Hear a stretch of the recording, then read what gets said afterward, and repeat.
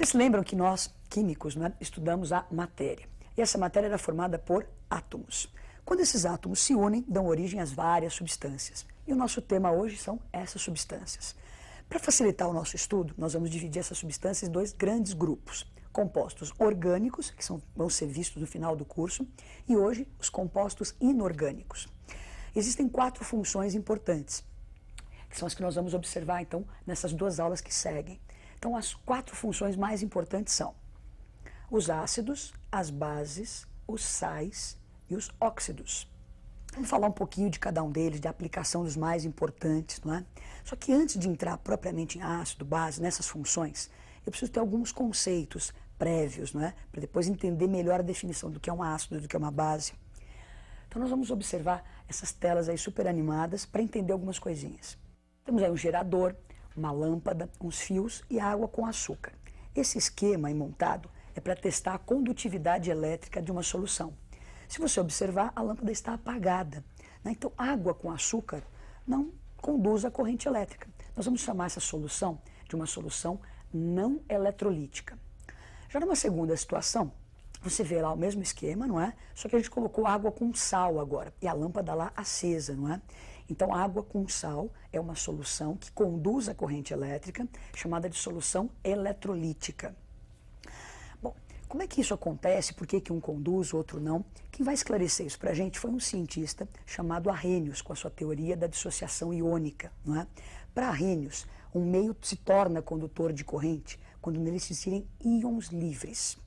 Então, no açúcar não conduziu, não deve haver íons. No sal conduz, deve haver íons. Mas para a gente ficar com isso bem claro, não é? Vamos observar a animação que nos dá aquela visão além do alcance. Água com açúcar. Você não consegue enxergar as moléculas, então nós temos um desenho para isso ficar bem claro para você. Você põe o cristalzinho de açúcar num copinho de água, ele dissolve, quebra esse cristal e o que fica liberado na água são moléculas. O açúcar, o sacarose no caso, C12, H22O11, é um composto molecular. Então você não percebe íons no meio, por isso que não conduz a corrente elétrica. Agora, já o sal conduziu. O que aconteceu então com o sal? O que tem ali dentro para conduzir a corrente? Segundo Arrhenius, íons. Vocês se lembram da ligação iônica que nós aprendemos a semana passada, na última aula? Então, NaCl, que é o que forma o sal de cozinha, são íons. Então, a nossa visão ali, o sal, NaCl, na bordinha do copinho, quando ele mergulha na água, esses íons que já existem, já estão aí, se dissociam, se separam, não é? Então o sal, um composto já iônico, na água libera os seus íons, tornando o meio condutor de corrente elétrica. Se você observar, nós tínhamos um aglomerado iônico, né, o NaCl, um sólido cristalino. Quando foi colocado na água, esses íons se separam, se dissociam. Então sai lá o Na+, e o Cl- soltos na água, que tornou o meio condutor. Agora, nós falamos de dissociação, essa separação. Nós vamos falar daqui a pouquinho de ácidos. E esses ácidos, eles são compostos covalentes moleculares. Só que quando eu coloco esses ácidos na água, eles conduzem a corrente elétrica. Mas que coisa estranha, você acabou de dizer que quem é covalente molecular não conduz e ácido em água conduz? Sim. O que acontece com esses ácidos em meio aquoso, de tão diferente do que aconteceu com o açúcar? Se você observar a animação, nós temos então o HCl, um composto covalente molecular, não há íons aí. Quando ele mergulha na água, o cloro, que era aquele elemento bastante eletronegativo, rouba o elétron que está compartilhando com o hidrogênio. Então o cloro se aproveita da sua eletronegatividade e na água rouba esse elétron, ficando com uma carga negativa e o hidrogênio positivo. Se você percebe, no NaCl existiam íons que foram separados. Aqui eles não existiam, eles foram formados em contato com a água. Então, uma ionização, que você observa aí já resumidinho, então. HCl em água, então a molécula entrou em contato com a água, formamos íons H+ e Cl-. Você percebeu que, para conduzir a corrente, precisamos de íons. Os sais são compostos já iônicos e liberaram esses íons na água, sofrendo uma dissociação. Então, dissociar é separar. Os ácidos, por sua vez, em água, em contato com a água, formam íons que não existiam. Esse fenômeno se chama ionização. Então, dissociar, separar, ionizar, formar esses íons. Então, Arrhenius define ácidos na sua teoria como substâncias que em água ionizam e liberam o cátion H+. Vamos olhar a tela. Segundo Arrhenius, temos lá um ácido H, aquele índice ali, não é? O A maiúsculo está representando um ânion qualquer. Colocamos na água, ioniza, libera o cátion H+, e o outro ânion. Então você percebe que o Azinho minúsculo ali é o índice do hidrogênio, então entram 1, 2, vão sair 1 ou 2, e é a carga do ânion. O que é importante para a gente é esse cátion H+. Então o que define ácido, o que determina a acidez de um meio é a presença deste íon H+. Então no futuro, quando a gente for estudar pH, medir a acidez de um meio, é este íon que determina a acidez. Nós vamos ver agora alguns exemplos com alguns ácidos das suas ionizações. Então observem a tela. O HCl, em contato com a água, ele ioniza, liberando aí o cátion H+, caracterizando um ácido. Então você vê H+ e meio aquoso, e liberando também o íon Cl-. Como o HCl libera só um hidrogênio ionizável, né, só um cátion H+, ele é um monoácido. Como ele não tem oxigênio na sua estrutura, a gente classifica ele de hidrácido.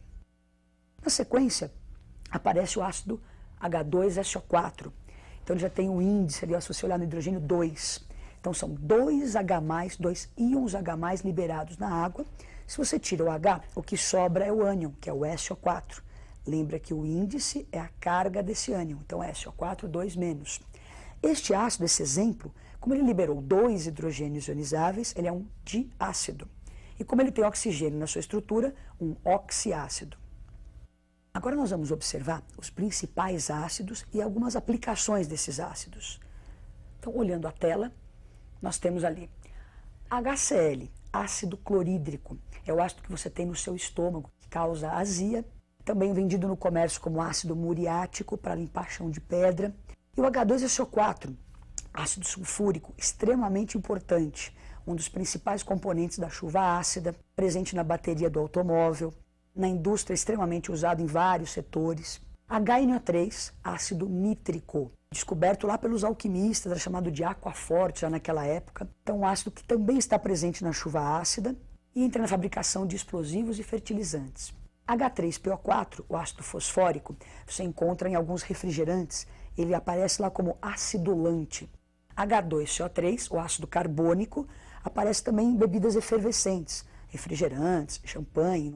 Acabamos os ácidos, vimos os mais importantes e algumas das suas aplicações. Agora nós vamos falar das bases. Ainda falando de Arrhenius, né, ele definiu a base ou hidróxidos como substâncias que em meio aquoso dissociam e liberam exclusivamente o ânion OH-. Vamos formalizar o que a gente acabou de dizer ali na tela. Então, temos uma substância, esse C representa um cátion qualquer, o ânion OH, lembra que a carga do cátion escorrega lá no índice do ânion, coloquei na água, dissocia, lembra que separa os íons. Então, nós temos o cátion e o que é importante, este ânion OH, que é a hidroxila. Se uma substância na água dissociar e liberar o OH, segundo Arrhenius, eu posso chamar isso de uma base ou hidróxido. Nós vamos ver alguns exemplos agora de dissociações de bases. 2 exemplos bem importantes. Olha para a tela. Então, NaOH, um composto cristalino, sólido, colocado em água, vai formar o Na+, meio aquoso, então está separando os íons, e libera lá o OH-, a hidroxila. Como esta base liberou só uma hidroxila, ela é classificada de uma monobase. No próximo exemplo, a gente observa o MgOH2, não é? Colocado em água, dá o Mg2+. Como você tem 2 hidroxilas, se você observar lá 2 OHs, vão sair nadando na água 2 OHs. Como você libera 2 hidroxilas, eu vou classificar essa base como uma dibase. Então, base, substância que na água libera este OH-. Para você dar um nome para as bases, daqui para frente vai ser uma maneira mais simples de se dar o nome. Nós vamos falar primeiro o nome do ânion, depois o nome do cátion. As bases têm sempre como ânion o OH, o hidróxido. Então, para se dar o nome das bases, olha como é que a gente faz. Primeiro se escreve o hidróxido, que seria o nome do ânion, D e o nome do cátion. É importante que você se lembre, é lógico, da tabela de cátions, não é? Que aparece no site, você pode ter na sua casa e tal. Vamos pegar agora as principais bases. Vamos ver como é que elas, quem são e as suas aplicações. Então, olhando a tela, as principais bases. NaOH é o hidróxido de sódio. soda cáustica, não é? Extremamente importante você ter em casa para desentupir pia, você usa para fazer sabão, uma base forte. O MgOH2, o hidróxido de magnésio, que é o que você, quando você tem azia, você bebe, que é um antiácido, leite de magnésia, ruim por sinal, né? CaOH2, o hidróxido de cálcio. Você já viu um pedreiro fazendo argamassa, né? Então ele põe cimento, põe areia e põe um pó branco, que é essa cal hidratada. Se ela estiver dissolvida em água, nós temos a água de cal. A LOH3, o hidróxido de alumínio, também usado como antiácido. E o NH4OH, o hidróxido de amônio, que é o amoníaco usado nos produtos de limpeza. Nós já vimos um pouquinho de ácido, um pouquinho de base. Nós comentamos aí que o hidróxido de magnésio era usado como antiácido. Então você levanta, tem uma azia causada pelo ácido clorídrico. Você vai ingerir o hidróxido de magnésio, que é um antiácido. O que acontece? Por que diminui, alivia a minha azia? Que reação é essa? Não é? A reação que une um ácido a uma base, nós vamos observar e entender como ela acontece nessa animação. Nós temos o ácido liberou H+, e Cl-, a base o Mg2+, o OH-. Este cátion H+, que é o que caracteriza o ácido, junto com este ânion OH-, que é o que caracteriza a base, eles são apaixonados. Eles se olham e vão ao encontro do outro. Quando se encontram, dão origem à substância água, que é uma substância neutra. Então acabou de acontecer uma reação formando-se água. Daí o nome da reação ser neutralização. Formamos água, que é algo neutro. Um ácido e uma base interagem produzindo água. Vamos formalizar isso numa reação? Porque além da água, você viu que sobraram lá os íons Mg2+, Cl-. Como é que se organiza isso de uma maneira mais formal? Observem a tela. Então nós temos o H+, que era o ácido, com a base MgOH2, reagem, então o H+, se uniu ao OH-, formando água, e sobrou o Mg e o Cl. Para formalizar aquela estrutura, primeiro o cátion, depois o ânion, a carga do magnésio vai para o índice do Cl e vice-versa. Bom, a reação está feita, não é? Então, ácido mais base forma sal mais água. O nome dessa reação, neutralização. Só que eu preciso balancear a reação. O número de átomos que entra tem que ser igual ao número de átomos que sai. Então, para que a neutralização seja uma neutralização total, o número de hidroxilas tem que ser igual ao número de H+. Se eu tenho 2 hidroxilas, eu preciso colocar lá 2H+. E vou conseguir formar, então, 2 moléculas de água. Então, está aí a reação de neutralização.